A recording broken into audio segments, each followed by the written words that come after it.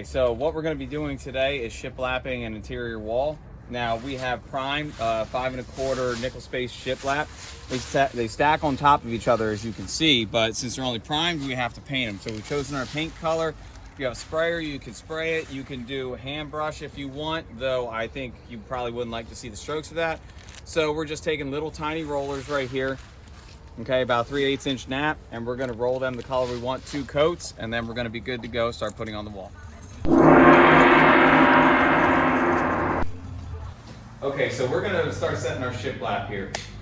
Now you'll notice on the wall, I have my laser level set out. You can do this without a laser level also. My shiplap is 5 1/4 inch, okay? Now I know my subfloor is level, but I'm still going to follow a line here. So what I'm going to do, my laser I will adjust. What I'll do is I will set it a tiny bit off the ground in case there's any fluctuations. I'm going to set it at 5 3/8.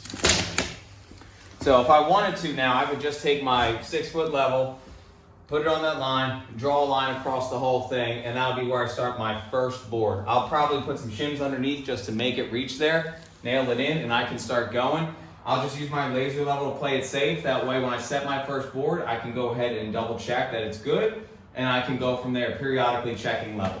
So let's begin. Let's set that on that mark. So we have a mark on our wall, okay, right here, about 5 3/8 of an inch off subfloor. We're going to go ahead and draw a level line, make that the top of our first shiplap board that's going to go in. So I'm going to take a big level.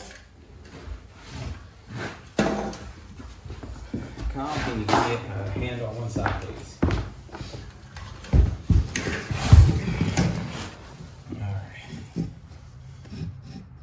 This level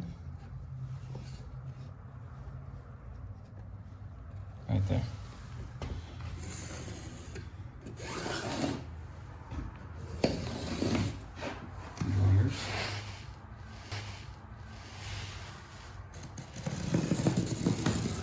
There we go.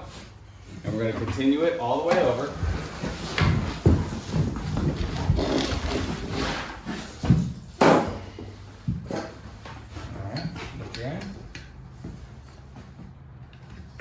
Come up.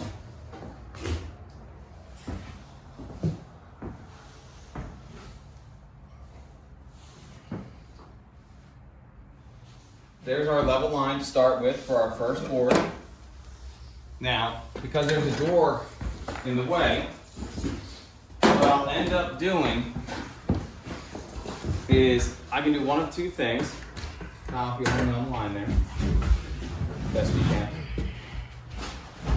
Because I want these to meet up as I get above the doorway. What I can do is make sure it's level, right there. Okay, and this is where I can start the board on this side. I can also put a laser level on this, which I will do to check after I get a board or 2 in to see where I'm at.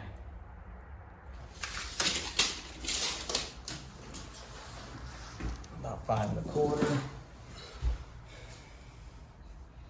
and about 5 3/16, but that was because I wasn't up against the whole wall, so I'll end up adjusting that. But as I said, a laser level is a great tool to use to check to make sure where you're at. The first thing I'm going to do now is put my first board. Because I will be trimming this out along the outer wall, I will give myself some expansion joint, which means if I cut a tight cut, I'm at 10 feet and half an inch. But what I'll do, just to give myself some expansion on the other end, is I'll probably cut it about an 1/8 to 3/16 less. So I'll cut this, let's call it 10 3/8. All right, so what we're doing here, we have 5 1/4 inch nickel gap shiplap, so it's self-spacing. As you can see the ledge, it's primed pine, which means it is a wood product. And what we did today before going to cut and install it now is we put 2 coats of a paint color on it. It's white, but it's actually white shadow from Sherwin-Williams. So we have that all ready to go, and we rolled this on. We did not hand paint it, so we didn't have to see those brush strokes. And any kind of touch-ups, we'll use the roller again. However, we have what we need, so we're gonna start cutting these and start putting them on.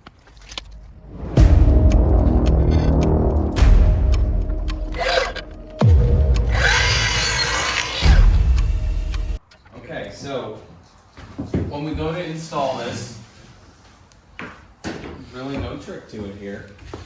You gotta make sure you're level. That's the whole reason for the level line that you start out.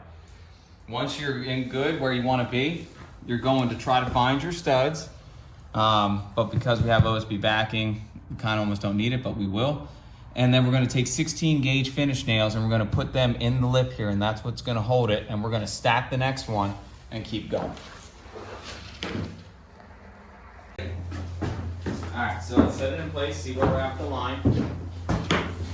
Now, if you give me a hand, please.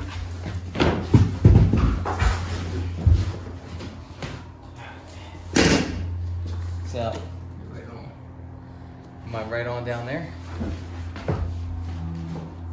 Yeah, let me go down a little bit. Yeah? All right, so now, here's the deal. Take that level. Let's pop it on the ledge, or on the top actually, it'd be easier. And are we level? Yep.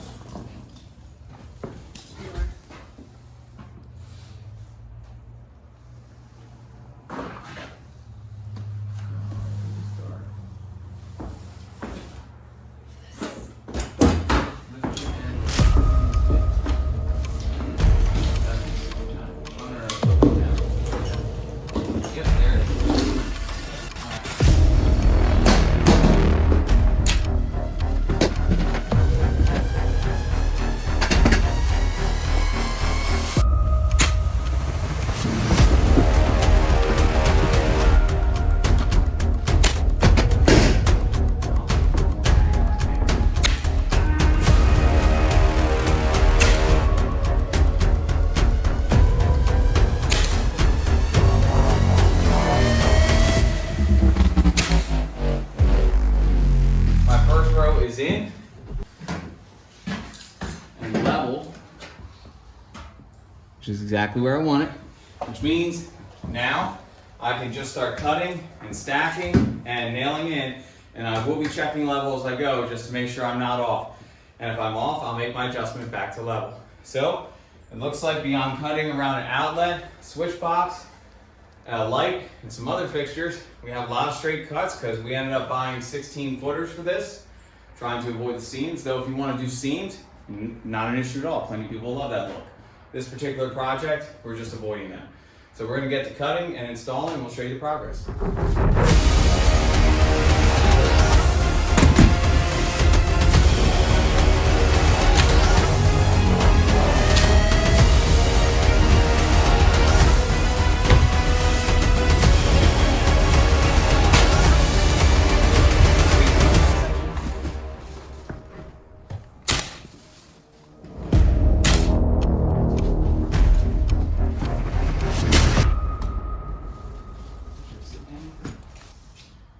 You want me to hold it on to Hold it to the, yeah. to the cladding? Yep.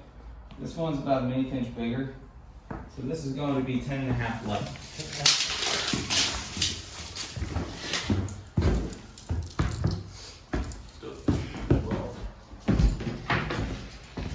All right. So what we're doing, this piece will stack on the one beneath of it. We're pushing into the wall and setting it down. It's self-spacing. So our first one being level should find its own space, and we go from there. But we will still check for level.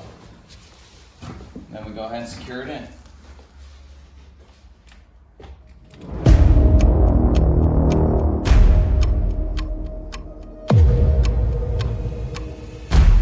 All right, so it's a method of just, I know where I'm gonna end. So from there, I'm gonna measure to the outside of the box. And from this, I'm gonna measure to pretty much the outside of the box. So this will be, let's call it 5 7/8 to 8 1/8. Okay, so we'll go mark that real quick. 5 7. Wait, you can see there's about a 1/16 of an inch gap.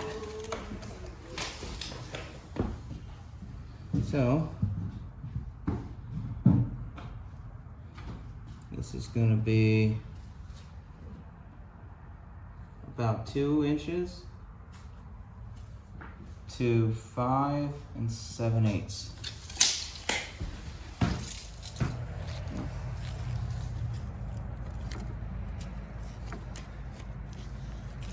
And actually 5 7/8 is going to come into the next one.